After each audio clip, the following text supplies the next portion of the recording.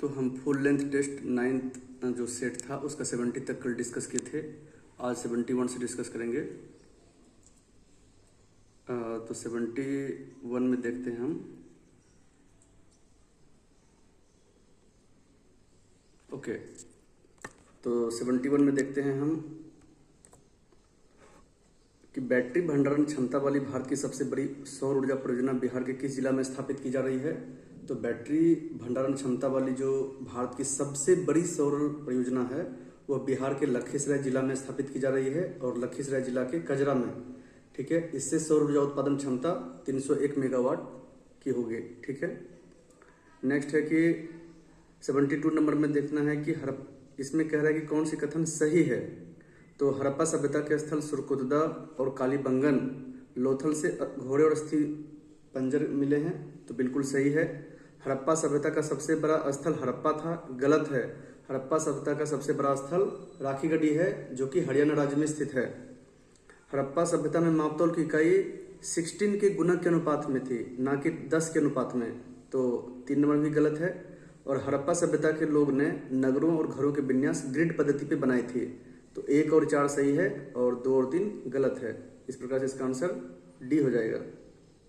Bactrian शासक Seleucus Nicator का राजदूत जो चंद्रगुप्त मौर्य के दरबार में उपस्थित हुआ था, तो वह जो है मेगास्थनीज हैं। और मेगास्थनीज ने इंडिका की रचना की है, जिन्होंने पाटलिपुत्र सहित चंद्रगुप्त मौर्य के शासन के बारे में अनेकों महत्वपूर्ण तथ्य का उल्लेख भी किए हैं।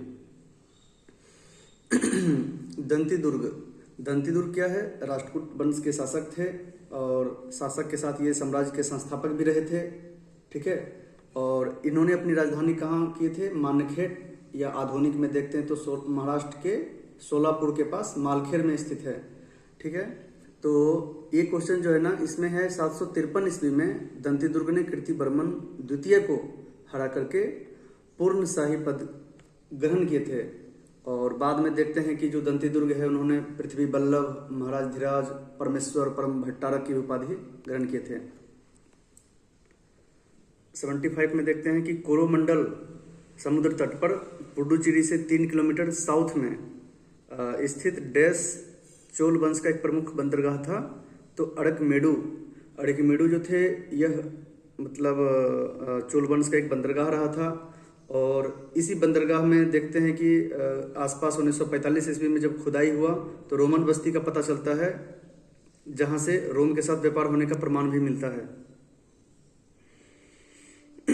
76 में क्या है कि सामंतवाद का विकास गुप्तोत्तर यानी गुप्त वंश के पश्चात। ठीक है, तो जब गुप्त वंश के पश्चात जो विदेशी आक्रमण हून था, उन्होंने जब आक्रमण किए तो विदेशी व्यापार में काफ़ी गिरावट आई। और जब विदेशी व्यापार में गिरावट आई, इनकम का यानी राजस्व का सोर्स कम हुआ, तो उसमें सारा का सारा बोझ किस पे पड़ गया? कृषि व्यवस्था पे। तो उसी दरमियान जो है ना, राजा और कृषक के बीच में एक सामंत मतलब योजक का काम किया, कड़ी का काम किया, और उससे सामंत वर्ग का उदय हुआ। तो गुप्तोत्तर काल में भूस्वामी, मध्यस्थ वर्ग और आश्रित वर्ग अस्तित्व में आया, तो बिल्कुल सही है। तो ए और आर सही आंसर है। दिल्ली सल्तनत के निम्नलिखित शासकों के शासनकाल कालक्रम के सजाना है। तो देखते हैं कि जो रुकनुद्दीन फिरोज हैं वह इल्तुतमिश के पश्चात 1236 में शासन संभाले थे। तो रुकनुद्दीन फिरोज 1236 में। मुबारक खान जो खुद को खलीफा घोषित कर दिए थे, खिलजी वंश के जो थे, तो 1316 से 1320। फिरोज शाह तुगलक, यह तुगलक वंश के मतलब शाही राजकुमार थे। ठीक है, और यह इनका जो है मोहम्मद शाह तुगलक के मृत्यु के पश्चात यानी 1351 से 1388 तक इनका शासन रहा था। और आलम शाह जिनको सैयद वंश के शासक थे 1445 से 1451 तक। तो इस प्रकार से इसका आंसर बी होगा। यह अच्छा क्वेश्चन है।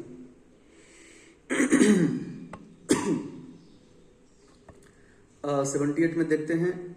तो 78 में क्या है कि पुष्टि मार्ग के दर्शन को माधवाचार्य ने प्रतिपादित किया था। देखिए, इसमें पुष्टि मार्ग के जो दर्शन थे उनका जो प्रतिपादन था वो वल्लभाचार्य किए थे, ना कि माधवाचार्य।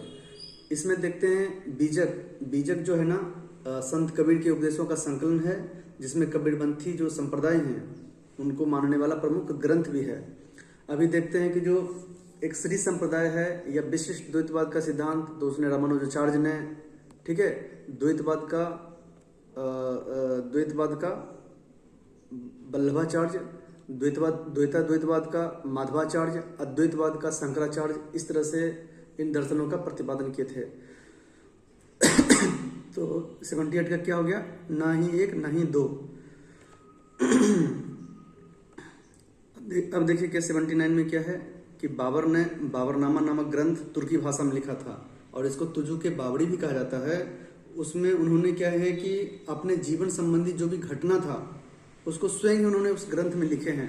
और तुर्की भाषा का मुगलों की राजभाषा थी नहीं, फारसी जो है ना मुगलों की राजभाषा थी, तो आर गलत है, ए सही है। 80 नंबर में देखते हैं कि औरंगजेब ने अपनी प्रिय पत्नी, ठीक है, रबिया उद दौरानी के मकबरे, जिसे बीबी का मकबरा भी कहा जाता है, का निर्माण औरंगाबाद, और हाल में ही औरंगाबाद कहाँ है तो महाराष्ट्र राज्य में 1678 ईस्वी में बनाया गया था। और इसकी जो स्थापत्य शैली है सेम टू सेम ताजमहल पे ही आधारित है, इसलिए इसको द्वितीय ताजमहल भी कहा जाता है। ठीक है, नेक्स्ट आते हैं हम, देखिए दीवाने अर्ज। ये क्वेश्चन बहुत ही इंपॉर्टेंट है कि जब दिल्ली सल्तनत जो कार्य चल रहा था तो 1266 से 1287 तक गयासुद्दीन बलबन के नाम से एक शासक आए और उनके शासनकाल में ही मंगोल का बहुत ही भयंकर आक्रमण हो रहा था। तो इस गंभीर चुनौती से निपटने के लिए बलबन ने क्या है कि एक अस्थायी सेना का गठन किया, अस्थायी सेना विभाग का गठन किया और इसको ही आगे बढ़ाते हुए बाद में देखते हैं कि खिलजी वंश के शासक भी जो अलाउद्दीन खिलजी थे वह नियमित रूप से वेतन देने की प्रथा और बाजार नियंत्रण प्रणाली लाए थे। ठीक है, तो दीवाने अर्ज सैन्य विभाग का स्थापना किसने किए थे तो बलबन ने। 82 में क्या है कि औरंगजेब की मृत्यु 1707 के पश्चात मुगल सत्ता का दुर्बलीकरण होता चला गया। एक्चुअली मुगल सत्ता जो थे वह सेंट्रलाइज्ड था, उसकी सफलता काफ़ी हद तक शासक की शक्ति और कुलीनों, जमींदारों, जागीरदारों और प्रांतीय अधिकारियों को जो रेगुलेट करने की क्षमता पर निर्भर करती थी।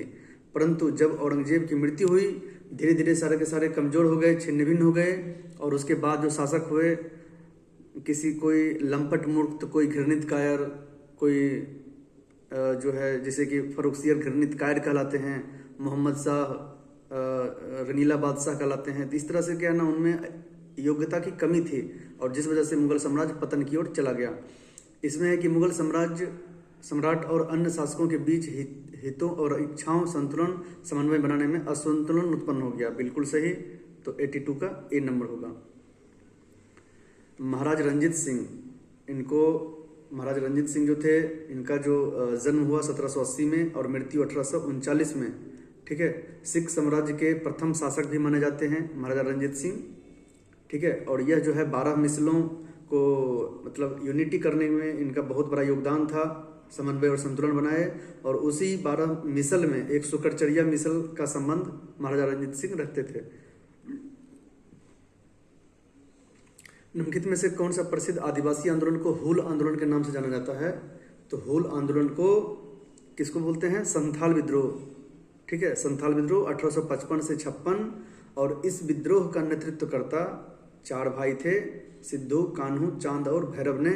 इन्होंने ब्रिटिश साम्राज्य को बहुत बड़ी चुनौती दिए और बाद में जाके संथाल परगना एक एक्ट आया गया जिससे कि उनको जल, जंगल, जमीन पे अधिकार नियमित रूप से फिर दिया गया। 85 में क्या है कि 1806 में ईस्ट इंडिया कंपनी के भारतीय सिपाहियों ने सामाजिक धार्मिक मामलों में हस्तक्षेप के कारण कहाँ विद्रोह किया तो बेल्लोर में किया था। बेल्लोर अभी मद्रास में आती है।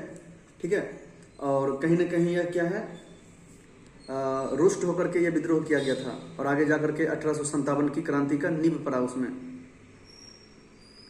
अब देखते हैं 86 में कि संगठन है और संस्थापक है तो परमहंस मंडली। तो परमहंस मंडली किसने किया है तो एक का 3 नंबर गोपाल हरि देशमुख हो जाएगा। शारदा सदन, तो शारदा सदन पंडिता रमाबाई हो जाएगा। और प्रथम बालिका विद्यालय ज्योतिबा फूले ने और हिंदू धर्म सभा का स्थापना राधाकांत देव ने। ये सारा संस्थाएं 19वीं सदी के आसपास में हुई है जो बहुत इंपॉर्टेंट है। आगे देखते हैं 87 में कि इसमें कह रहा है कि सबसे पहले स्थापित होने वाली संस्था कौन सी थी तो देखिए अनुशीलन समिति जो है ना वह कब आया था, 1907 में। तो अनुशीलन समिति 1907 में, जिसको श्री बारिंद्र घोष और भूपेंद्र दत्त ने किए थे। भारत सेवक संघ 1905 में गोपाल कृष्ण गोखले, और गोपाल कृष्ण गोखले महात्मा गांधी के गुरु भी थे। मुस्लिम लीग तो 1906 में आगा खां सलीमुल्ला खां किए हैं, और अभिनव भारत जिसको मित्र मेला पहले कहा जाता था, और इसका स्थापना 1904 में बी.डी. सावरकर ने किए हैं। तो 1904 हुआ अभिनव भारत, भारत सेवक संघ 1905 में, मुस्लिम लीग 1906 में, और अनुशीलन समिति 1907 में।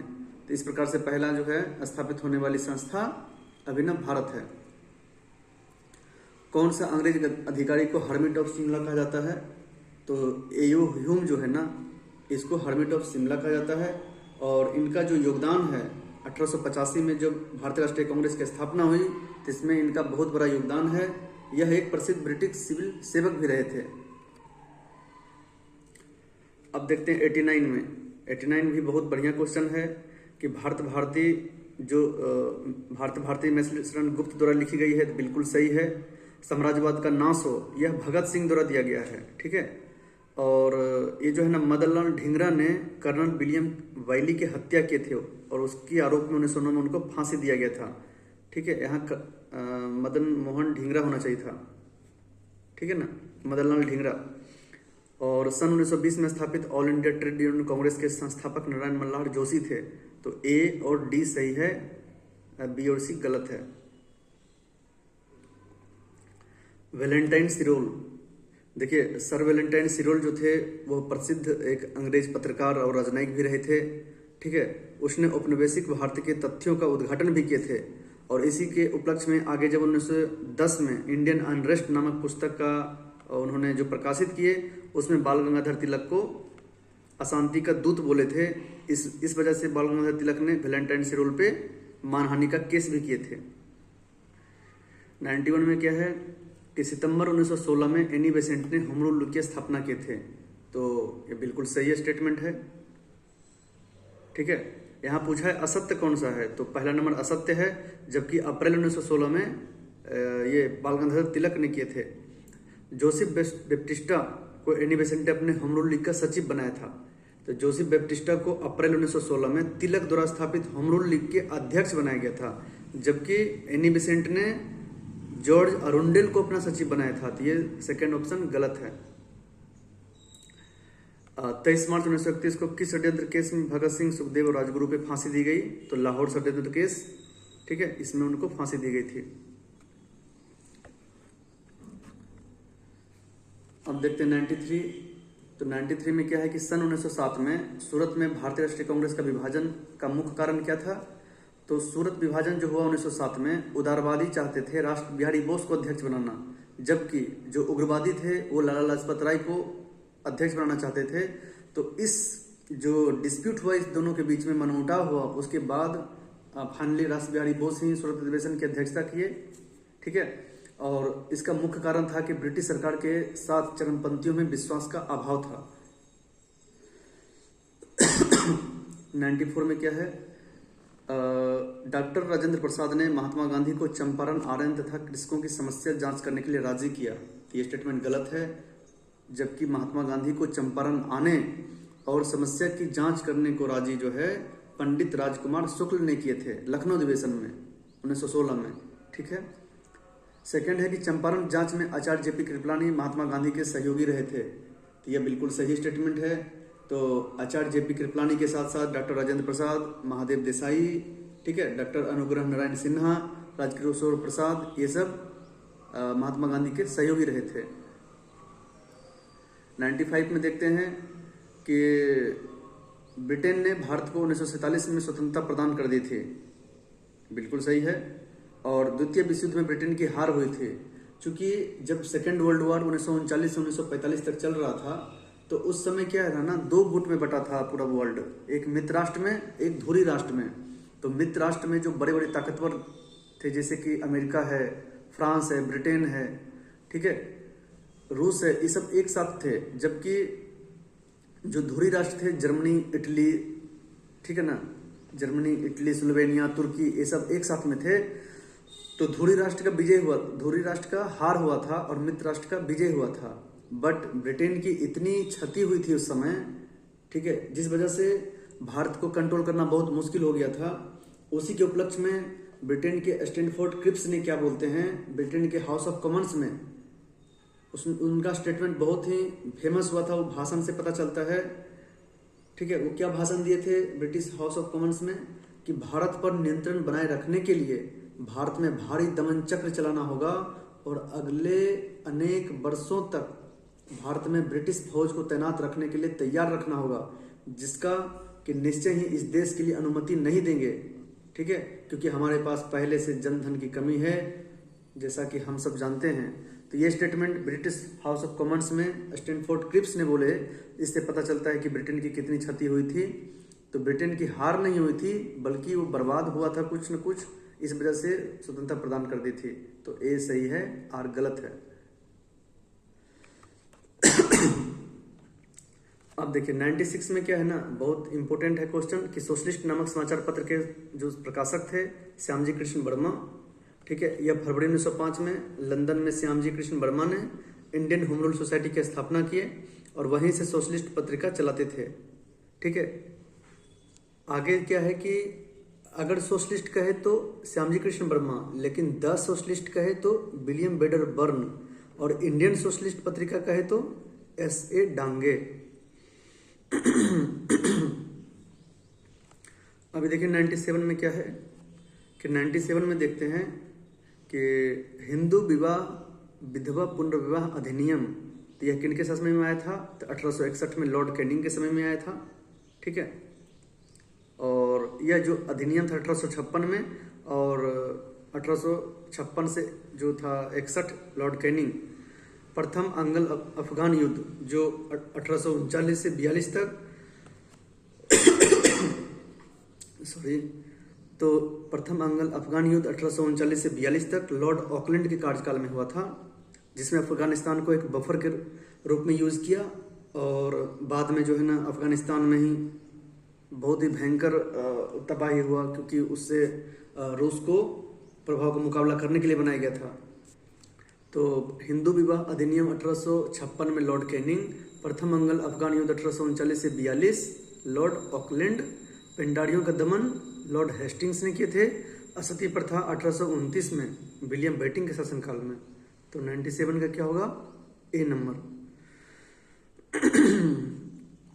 98 देखिए, शाही नौसेना विद्रोह हो, तो जो शाही नौसेना विद्रोह हुआ वो फरवरी 1946 में हुआ था, कैबिनेट मिशन मार्च 1946 में, और मुस्लिम लीग का प्रत्यक्ष जो डायरेक्ट एक्शन डे था वह 16 अगस्त 1946 को, और आज़ाद हिंद फौज के सिपाही पर लाल किला में जो मुकदमा चलाया गया था उस पर, वह कब था, नवंबर 1945 में। तो 98 का इस प्रकार से आप मिलाएंगे तो सी हो जाएगा।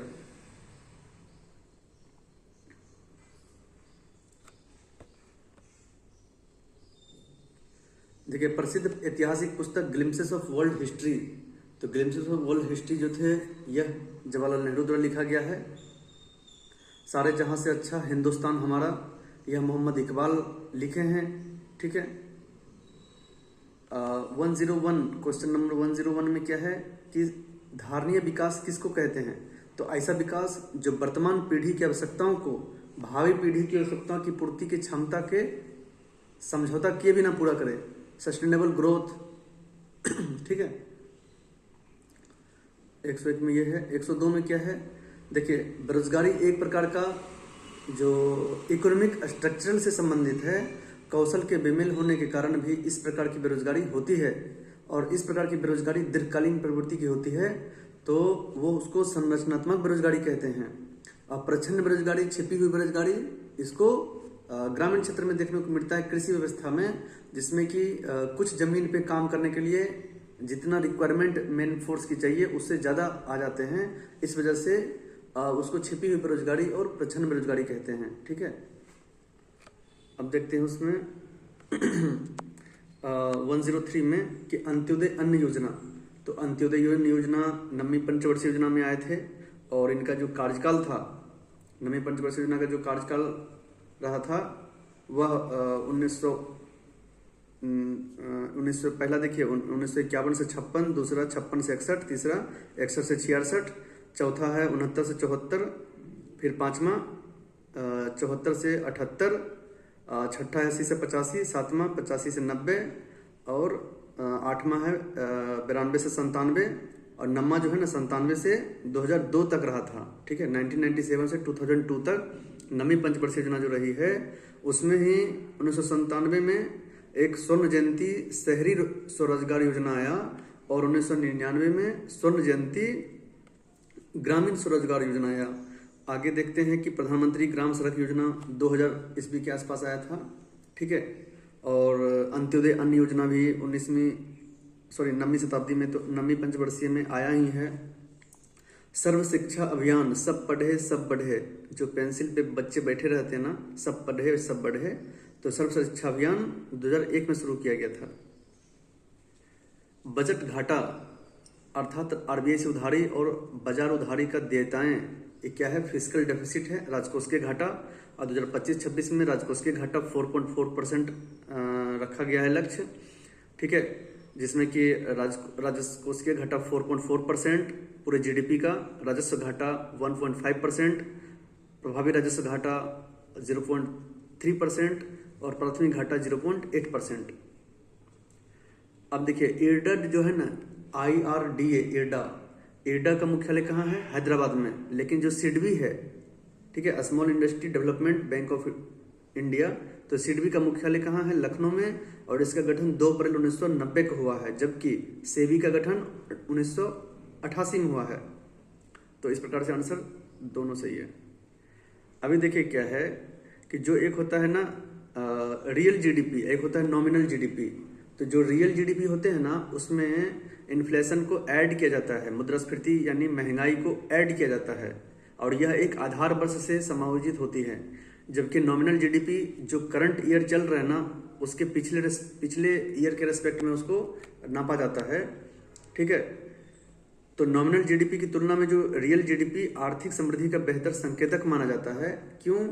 क्योंकि इसमें जो है ना अर्थशास्त्री को यह पता चलता है कि उस आधार वर्ष, उस अस्थायी वर्ष और मुद्रास्फीति समायोजित करने के बाद देश की अर्थव्यवस्था किस पटरी पर चल रही है। तो इस प्रकार से इसका आंसर डी होगा।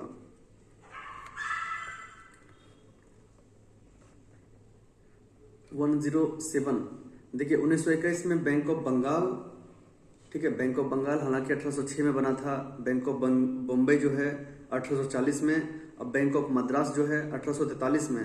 तो इस तीनों बैंक को मिलाकर के 1921 में इंपीरियल बैंक ऑफ इंडिया कर दिया गया, बिल्कुल सही। और इसी को आगे जाकर के 1 जुलाई 1955 को राष्ट्रीयकृत करके इसका नाम स्टेट बैंक ऑफ इंडिया रख दिया। कब? 1 जुलाई 1955 को। उसके बाद आगे देखते हैं कि भारतीय महिला बैंक का स्थापना 1 अप्रैल 2017 को हुई थी। भारतीय महिला बैंक का जो विलय कर दिया गया 1 अप्रैल 2017 को, किसमें? भारतीय स्टेट बैंक में। ठीक है, तो इस प्रकार से इसका आंसर दोनों है। अभी देखिए 108 में, तो अभी जो है ना टोटल महारत्ना कंपनी कितने हैं? टोटल 14 है। ठीक है, जिसमें कि एनटीपीसी है 1975 में स्थापना हुआ, हिंदुस्तान एरोनॉटिक्स लिमिटेड जो कि हाल में ही 14वां जो महारत्ना है यही है 14th नंबर का। तो एनटीपीसी 1975 में स्थापना हुआ। हेल हिंदुस्तान एरोनॉटिक्स लिमिटेड, इसका मुख्यालय बेंगलोर में है, और स्थापना 1964 में। Gas authority of India limited 1984 नई दिल्ली, ओएनजीसी का 1956, ठीक है, देहरादून में हुआ है। अब भारतीय इलेक्ट्रॉनिक्स जो लिमिटेड है ना, यह महारत्ना कंपनी के अंतर्गत नहीं आते हैं, यह नवरत्ना में आते हैं अभी। और ठीक है, तो इस प्रकार से इसका आंसर 1, 2, 3, 4 ही होगा। 109 में क्या है कि मूल्य में वृद्धि होने पर गिफिन। अब देखिए गिफिन वस्तु किसको कहते हैं पहले? तो गिफिन वस्तु निम्न कोटि की वस्तु होते हैं, और इसको साधारणतः जो मध्यम और निम्न वर्गीय परिवार हैं उसका उपभोग में यूज होते हैं। जैसे कि चावल है, दाल है, गेहूं है, ठीक है, सब्जियां हैं। तो ये सब क्या है ना, प्राइमरी गुड्स हैं। ये चाहे महंगा हो चाहे सस्ता हो, मध्यवर्गीय या निम्न वर्गीय समुदाय इसको यूज करेंगे ही करेंगे। हालांकि जो उच्च वर्गीय समुदाय हैं इसका अल्टरनेटिव यूज कर सकते हैं।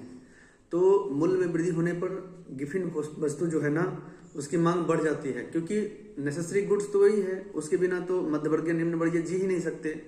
और मूल्य के कम होने से उसकी मांग भी कम हो जाती है। तो गिफिन गुड्स वही है जो कि मांग का नियम को लागू नहीं करता है, क्योंकि मांग का नियम ये कहता है कि जब कोई वस्तु की प्राइस बढ़ती है तो डिमांड कम हो जाता है, और जब प्राइस घटती है तो डिमांड ज़्यादा हो जाता है। जबकि गिफिन गुड्स का इस पे फॉलो नहीं करता है, जबकि मूल्य वृद्धि से यह बढ़ जाता है और घटने से घट जाता है, और गिफिन गुड्स निम्न कोटि की वस्तु होती है। तो दोनों सही स्टेटमेंट है। देखिए, मिनिमम सपोर्ट प्राइस एमएसपी को पहली बार 1966-67 में गेहूं पर लागू किया गया था, और अभी भारत सरकार 23 वस्तु पे खरीफ और रबी की 23 प्रोडक्ट पे एमएसपी लागू किए हैं। ठीक है, अब बताइए कि एमएसपी लागू करना क्या उद्देश्य है। तो एमएसपी लागू करने से ये उद्देश्य है कि अगर मान लीजिए कि जो फसल का उत्पादन है अप्रत्याशित रूप से हो गया है, तो उससे क्या होगा कि जो मार्केट में बिचौलिए हैं, जो खरीदार है अनाज को, तो वो क्या करेंगे ना, कम भाव में खरीदेंगे, जिससे किसानों को नुकसान हो सकती है। तो इसलिए जो है ना गवर्नमेंट क्या करती है कि सरकार जो है ना किसानों से फसल खरीदने के लिए एक मिनिमम लेवल सेट करती है कि इससे नीचे चाहे तुम जितना उपजा लो उसके नीचे हम जाने प्राइस नहीं देंगे। इंश्योर करता है, एश्योरिटी दे देता है, गारंटीकृत कीमत देता है, जिससे किसान को नुकसान होने से बचाते हैं वो।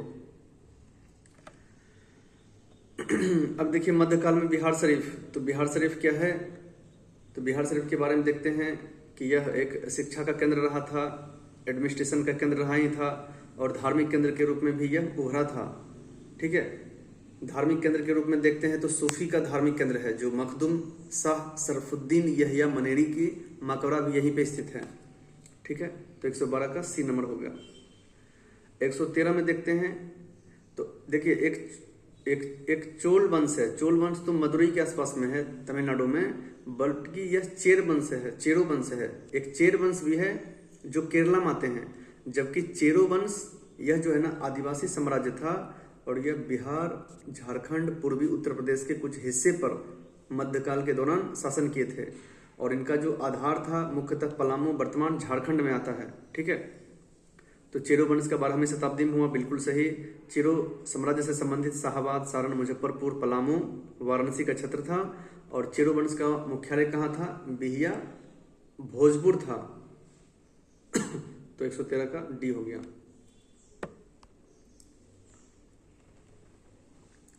वन 40 में देखते हैं कि कौटिल्य का अर्थशास्त्र कितने अध्याय में विभाजित है। तो यह कौटिल्य का जो अर्थशास्त्र है वह टोटल 15 अध्याय में विभाजित है, जिसको अधिकरण भी कहते हैं, और इसके बाद आगे छोटे छोटे उप प्रकरण में भी विभाजित है। इस प्रकार से संपूर्ण पाठ में कुल टोटल 150 अध्याय है। ठीक है, जिसमें आगे देखते हैं कि इसी जो अध्याय था उसमें देखते हैं कंटक शोधन है, जो आपराधिक कानून को दिखाता है, अध्यापक प्रचार यानी अधिकारियों और मंत्रियों के क्या कर्तव्य हैं, विनयधिकारिक, राजा का प्रशिक्षण और गुण। तो ये सब क्या है ना कौटिल्य ने अर्थशास्त्र में विभाजित किए हैं 15 भाग में। चंपारण सत्याग्रह जो 1917 में 3 कठिया पद्धति यानी 20 कट्ठा में 3 कट्ठा नील की खेती उगाना अनिवार्य था, तो उसके रेस्पेक्ट में यह प्रश्न पूछा गया। तो चंपारण में किसानों की स्थिति की जांच के लिए चंपारण एग्रेरियन कमेटी का गठन किया गया, तो बिल्कुल सही है। ठीक है, चंपारण सत्याग्रह में गांधी जी के मुख्य सहयोगी राजेंद्र प्रसाद, ब्रजकिशोर प्रसाद, अनुग्रह नारायण, जैसा कि ऊपर डिस्कस किए, सही है।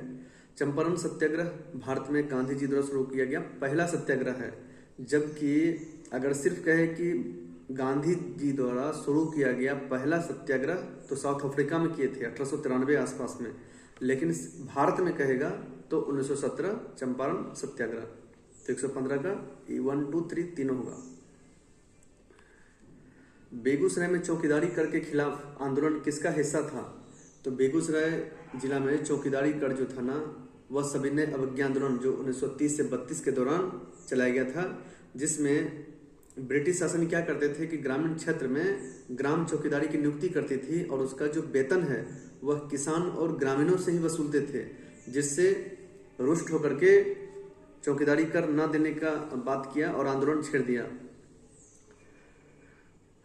भारत से कांग्रेस का एक प्रतिनिधि मंडल किस वर्ष बिहार से ब्रिटेन भेजा गया था, जिसका नेतृत्व करता सच्चिदानंद सिन्हा ने किए थे? तो बिहार से जो है ना एकमात्र नेता सच्चिदानंद सिन्हा गए थे, ठीक है। और इनका जाने का उद्देश्य यह था कि 1914 में प्रथम विश्व युद्ध का जो दौरान शुरू हुआ था, 1914 से 1918 प्रथम विश्व युद्ध हुआ था। तो 1914 में जो प्रथम विश्व युद्ध जब शुरुआत हुई थी, तो उसी समय इंडियन नेशनल कांग्रेस का कुछ प्रतिनिधिमंडल भारतीय आकांक्षाओं को समझाने के लिए और ब्रिटिश सरकार से राजनयिक रियायत प्राप्त करने के लिए ब्रिटेन भेजा गया था, जिसमें बिहार से एकमात्र सच्चिदानंद सिन्हा गए थे। और यह आगे जाकर के अस्थायी अध्यक्ष भी बने थे संविधान सभा के 1946 में। 118 देखते हैं। तो 118 में देखते हैं कि इसको देखिए क्या है ना, एलिमिनेशन मेथड से बनाते हैं। तो कांग्रेस मंडल का इस्तीफा कब हुआ था? 28 महीने जो शासन करने के बाद 1937 से 1939 में इस्तीफा दे दिए। तो सी का क्या हो गया? 4 हो गया। अभी देखिए सी का 4 में कौन कौन सा ऑप्शन है? बी है और डी नंबर में है। तो अब देखते हैं कि फॉरवर्ड ब्लॉक की बिहार की शाखा का गठन कब हुआ? तो फॉरवर्ड ब्लॉक तो 1939 में हुआ था, तो उसके बाद ही हुआ होगा बिहार में, तो 1940 में। तो डी का 3 नंबर। तो देखिए डी का 3 नंबर हो गया। 4-3, यहाँ भी देखिए 4-3। तो अब क्या है, पीटर मुंडी की बिहार की यात्रा, तो देखते हैं कि 1632 में हुआ था। तो इस प्रकार से इसका आंसर क्या है? B number. और गोलघर का जो निर्माण हुआ ना, तो गोलघर का निर्माण कब हुआ? 1786 में कैप्टन जॉन गास्टिन द्वारा। और यह क्या है ना, प्रतिष्ठित अन्न भंडार हुआ था। तो गोलघर का निर्माण कैप्टन जॉन गास्टिन द्वारा बनाया गया था 1786 में। तो इस प्रकार से इसका आंसर बी होगा। 119 में क्या है कि बिहार में रेल परिवहन, तो चूंकि भारत में जो है रेल परिवहन 1853 से 53 के आसपास में बनाया गया था, मुंबई से थाने के बीच में। तो बिहार में रेल परिवहन जो है ना 1855 से 62 के बीच में बनाया गया था, लेकिन इम्प्लीमेंट 1862 से शुरू हो गया था, ठीक है। इसका आंसर सी होगा। अब देखिए झील और स्थान को चूज करना है। तो गोगीबिल झील, इसको एलिमिनेशन मेथड से बनाइए। तो गोगीबिल झील कहाँ है? कटिहार में। घोड़ा कटोरा कहाँ है? राजगीर में। सिमरी सहरसा में। और पिपरामान झील कहाँ है? तो पिपरामान कहाँ है? पूर्वी चंपारण में। तो 120 का क्या होगा? डी का 1 नंबर। डी का 1 नंबर है, तो इस प्रकार से बी आंसर सही है।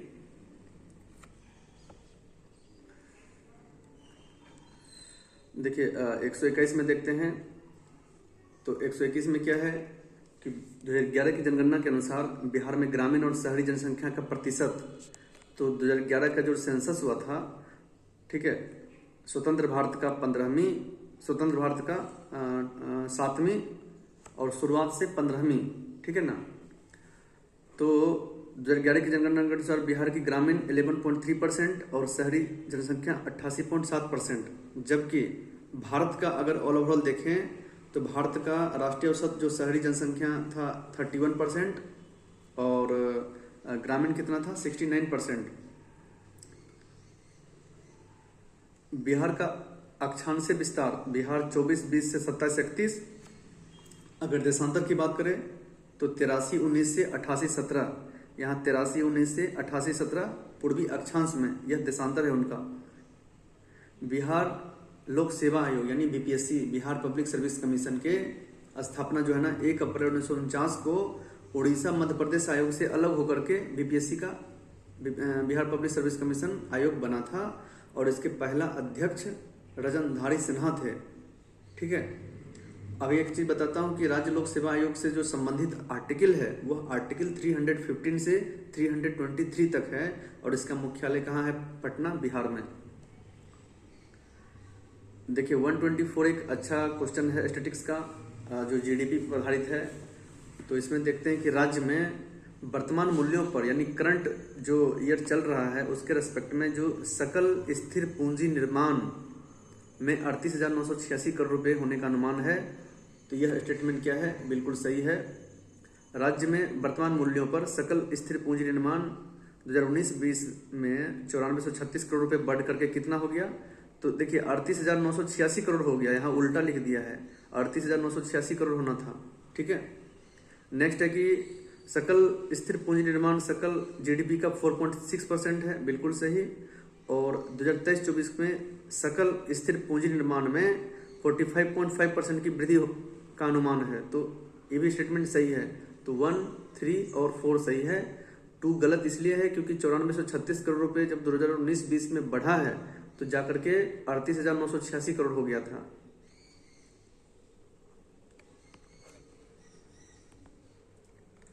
अभी देखते हैं कि 125, तो 125 में देखते हैं कि बिहार बजट 2025-26 के अनुसार वर्तमान मूल्यों पर जीएसडीपी की अनुमानित वृद्धि दर क्या है, तो 22% है और वर्तमान मूल्य पर 10.97 लाख करोड़ रुपए का अनुमान किया गया है। ठीक है, 10.97 लाख करोड़ और पिछले वर्ष की तुलना में 22% की वृद्धि दर्ज की गई है। कोको स्ट्रेट, कोको जो चैनल है वह भारत और म्यांमार के बीच में है, क्योंकि कोको आइलैंड म्यांमार में स्थित है। ठीक है, औसत वार्षिक अवरोही क्रम देखिए, राजस्थान क्या है, राजस्थान में 40 सेंटीमीटर से भी कम वर्षा होती है, मानसीन राम में 400 सेंटीमीटर से अधिक वर्षा होती है और केरला तट में 200 से 400 के बीच में सेंटीमीटर वर्षा होती है, जबकि पंजाब के मैदान में 40 से 60 सेंटीमीटर वर्षा होती है। ठीक है, तो इसमें कह रहा है कि वार्षिक वर्षा के अवरोही क्रम में तो सबसे ज्यादा क्या होगा, मानसीन राम में 400 सेंटीमीटर से अधिक वर्षा, फिर 3 नंबर में केरला में 200 से 400 सेंटीमीटर वर्षा, फिर 4 नंबर में 40 से 60 सेंटीमीटर वर्षा पंजाब के मैदान में, और लास्ट जो है 40 सेंटीमीटर से कम वर्षा पश्चिमी राजस्थान में होती है। तो 127 का ए हो जाएगा। अब देखिए 128 क्या है ना, अच्छा ये भी क्वेश्चन है कि जो रॉ मटेरियल्स होता है पेट्रोलियम का, वह टर्सरी अवसादी चट्टान में पाए जाते हैं, बिल्कुल सही। और असम के डिगबोई, नहरकटिया, मोरन में तेल उत्पादक क्षेत्र है। ठीक, अगर गुजरात की बात करते हैं कि गुजरात में कहाँ से ऑयल का प्रोडक्शन होता है, तो तेल क्षेत्र है अंकलेश्वर, कलोल, महसाना, नवगांव, कोशांबा, लुनेस। और पूर्वी तट पे देखते हैं तो जो कृष्णा गोदावरी है, कावड़ी बेसिन है, उसमें तेल और गैस पाए जाते हैं।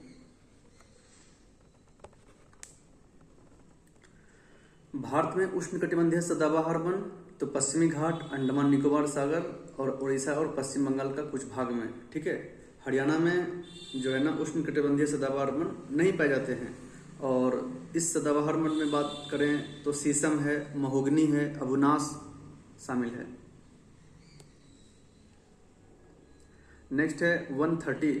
अब देखिए क्या है ना, एजेंट है और उससे लैंडफॉर्म्स बने हैं, तो इसमें एलिमिनेशन मेथड से बनाइए कि देखिए पवन द्वारा क्या बना जाता है, जो चांद आकार का ना प्लाया बनते हैं। ठीक है ना, तो इससे एलिमिनेट कीजिए, पवन से प्लाया बन गया। नदी से क्या होता है कि प्राकृतिक तटबंध बनते हैं।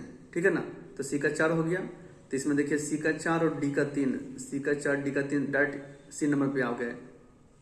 ठीक है ना, अभी देखिए क्या है कि ग्लेशियल से क्या बनते हैं, ड्रमलेंट्स बनते हैं, और भूजल से स्टेलेक्टाइट्स और स्टेलेग्माइट्स बनते हैं। तो 130 का सी नंबर आंसर हो गया।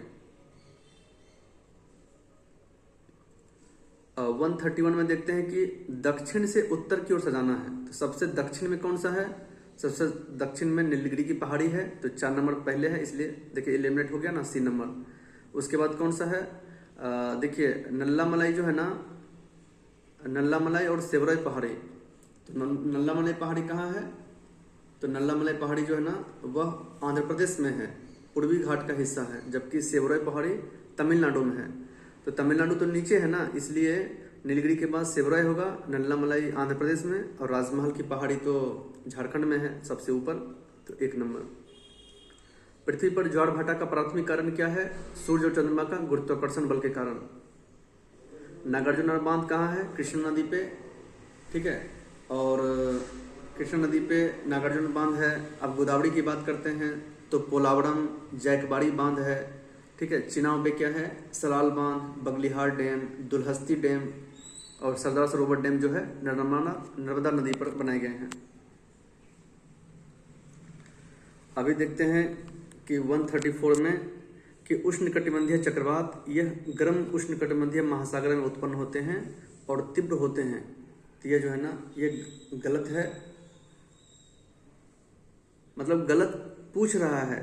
तो उष्णकटिबंधीय महासागर में उत्पन्न होते हैं और तीव्र होते हैं, तो ये सही स्टेटमेंट है। यहाँ पूछा है गलत कौन सा है, तो इस चक्रवात के निर्माण के लिए समुद्र का जो तापमान होना चाहिए 27 डिग्री से अधिक होना चाहिए, यहाँ 30 डिग्री लिखा है।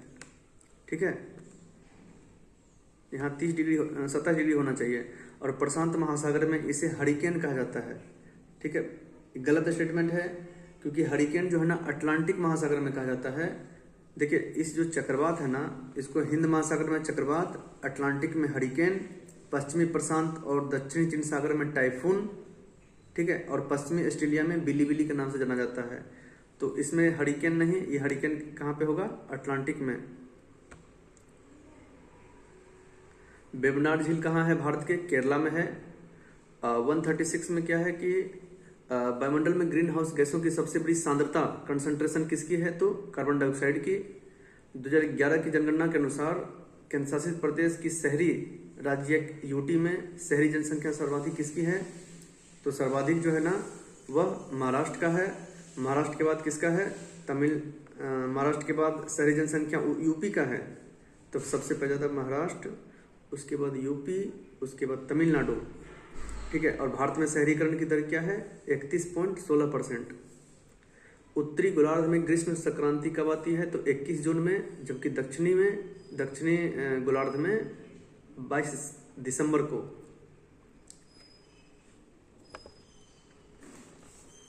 uh, 139 कोटापेक्सी ज्वालामुखी किस देश में स्थित है?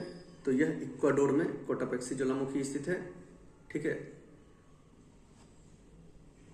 जवाहरलाल नेहरू बंदरगाह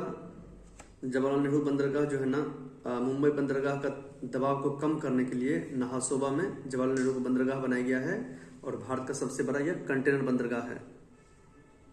देखिए अब देखिए यहाँ से पॉलिटी स्टार्ट हो गया है, 10 क्वेश्चन लगभग। तो इसमें क्या है कि संघ का शासन भाग 5 में और राज्य का शासन भाग 6 में, और भाग 7 जो है ना उसको निरस्त कर दिया 7वां संविधान संशोधन 1956 से। भाग 8 में क्या है? यूटी है, यूनियन यानी relation between union and states. अब देखिए क्या है कि वर्ष 2005 में बालक अधिकार संरक्षण अधिनियम लाया गया था। क्यों? क्योंकि जो अनुच्छेद 24 कहता है कि कारखाना आदि में बालकों के नियोजन पर निषेध किया गया, और इसी तथ्य को प्रभावी बनाने के लिए वर्ष 2005 में बालक अधिकार संरक्षण आयोग स्थापना की गई, जिसमें बालकों के अधिकार के संरक्षण के लिए एक राष्ट्रीय आयोग और राज्य आयोग की स्थापना किया जाएगा, ठीक है। उस अधिनियम का उद्देश्य है कि बालकों के विरुद्ध अपराधों और बालक अधिकारों के उल्लंघन पर सिर्फ विचारण किया जा सके। तो 142 का ए हो जाएगा, ठीक है। 143 में देखते हैं कि धर्म आदि के आधार पर विभेद का प्रतिषेध जो मूल अधिकार है वह क्या है? समानता का अधिकार, जो आर्टिकल 14 से 18 तक है। तो उसमें आर्टिकल 15 क्या बोलता है कि किसी भी व्यक्ति के साथ धर्म, जाति, मूल वंश, लिंग, जन्म स्थान पर कोई भेदभाव नहीं करेंगे। तो इसलिए यह आर्टिकल 15 का क्वेश्चन है। किस वर्ष संविधान संशोधन के द्वारा मौलिक कर्तव्य को भारतीय संविधान में समायोजित किया गया? तो 42वां संविधान संशोधन 1976 में भाग 4 का क और अनुच्छेद 51 का ए में जोड़कर मौलिक कर्तव्य को जोड़ा गया सरदार सिंह स्वर्ण समिति की सिफारिश पर, और यह मौलिक कर्तव्य रूस के संविधान से प्रेरित है।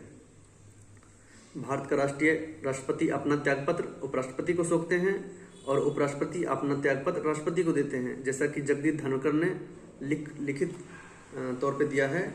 और जब राष्ट्रपति अपना त्यागपत्र उपराष्ट्रपति को देते हैं तो आर्टिकल 56(1) का ए को इस्तेमाल करते हैं, और उसी समय कुछ समय बाद उपराष्ट्रपति इसकी सूचना लोकसभा अध्यक्ष को देती है, तो 56 क्लॉज 2 के अंतर्गत। जबकि दोनों को शपथ भारत के मुख्य न्यायाधीश दिलाते हैं, और अभी वर्तमान में भारत के मुख्य न्यायाधीश 52 नंबर का BR गवई हैं। अब देखते हैं 146 में है ना, एलिमिनेशन मेथड से बनाइए कि सुप्रीम कोर्ट का जो प्रारंभिक क्षेत्राधिकार है आर्टिकल 131, ठीक है। सुप्रीम कोर्ट के जो एडहॉक हैं वह आर्टिकल 127, सुप्रीम कोर्ट अभिलेख न्यायालय है तो आर्टिकल 129, और सुप्रीम कोर्ट के अपील के लिए विशेष जो इजाजत है वह आर्टिकल 136 के तहत। तो 146 में देखते हैं आंसर क्या हो गया? सी नंबर, ठीक है। 147 में देखते हैं कि राज्यसभा का सभापति और उपसभापति का उस सदन का सदस्य नहीं होते हैं। देखिए 89 का 1 के अनुसार राज्यसभा का सभापति उपराष्ट्रपति होता है और उपराष्ट्रपति राज्यसभा का सदस्य नहीं होता है, लेकिन 89 का जो 2 है ना, उसमें राज्यसभा का उपसभापति सदस्यों के बीच से ही चुना जाता है। तो सभापति तो भले नहीं होता 89 का 1 के तहत आर्टिकल, बट उपसभापति 89 का जो क्लॉज 2 है उसके तहत उसके सदस्यों से ही चुना जाता है। तो ये स्टेटमेंट गलत है। राष्ट्रपति के निर्वाचन में राज्यसभा के जो मनोनीत सदस्य हैं वो मतदान में अधिकार नहीं लेता है, जबकि उपराष्ट्रपति के मतदान में अधिकार लेता है। ऐसा इसलिए क्योंकि राष्ट्रपति ही मनोनीत करता है, अगर उसी ने उसको चूज किया तो ट्रांसपेरेंसी खत्म हो जाएगी। 148 में क्या है कि आर्टिकल 280 के तहत वित्त आयोग की जो है गठन किया गया है और इसमें एक अध्यक्ष और 4 सदस्य होते हैं और इसको हर एक 5 वर्ष में राष्ट्रपति द्वारा एक वित्त आयोग का गठन किया जाता है, जो कि केंद्र और राज्य के बीच में राजस्व का बंटवारा सही रूप से कर सके। किस संविधान संशोधन के अधिनियम द्वारा लोकसभा और राज्य विधानसभा में एंग्लो इंडियन का सीट को खत्म कर दिया गया? तो आर्टिकल जो आप देखते हैं कि 331 और 333 जो दोनों को एलिमिनेट किया गया 104वां संविधान संशोधन के तहत 2019 में। पंचायती राज व्यवस्थाओं से जुड़ी समिति, लास्ट क्वेश्चन है आज का। तो देखिए, बलवंत राय मेहता समिति 1957 में जो त्रिस्तरीय पद्धति दी है, अशोक मेहता समिति जो 1977 में द्विस्तरीय पद्धति दिए थे, ठीक है। उसके बाद जीवी राव समिति 1985 में और एल.एम. सिंघवी समिति जो 1986 में गठन किया गया और एल.एम. सिंघवी समिति की सिफारिश पर ही बलवंत राय मेहता जो त्रिस्तरीय पद्धति दिए थे इनको ही मान करके संवैधानिक दर्जा एल.एम. सिंघवी समिति ने दिलाया और आगे जाकर के 73वां संविधान संशोधन और 74वां संविधान संशोधन 1992 के तहत पंचायती व्यवस्था और नगर निकाय व्यवस्था को लोकसभा राज्यसभा से एक्ट करके राष्ट्रपति सिग्नेचर करके उसे कानून बनाया गया और जाकर के 24 अप्रैल 1993 को पंचायत व्यवस्था को लागू किया गया। इसलिए 24 अप्रैल को पंचायती राज दिवस मनाते हैं। धन्यवाद।